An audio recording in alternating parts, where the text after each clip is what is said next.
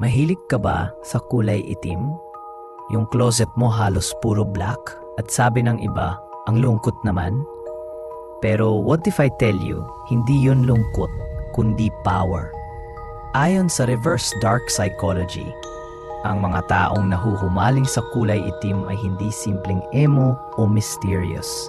Ang black kasi, simbolo ng control, protection at emotional depth.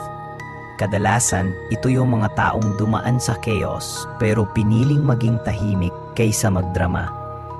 Hindi sila nagpapakita ng kahinaan kasi alam nila sa mundo ngayon, empathy minsan ginagamit laban sa'yo. Kung paborito mo ang itim, malamang hindi ka takot sa dilim. Sanay ka lang maglakad doon habang tahimik. You crave peace pero may apoy sa loob mo. Ang kulay itim, hindi mo pinili para magtago. Pinili mo yun para mag-survive. Kaya sa susunod na may humusga sa'yo,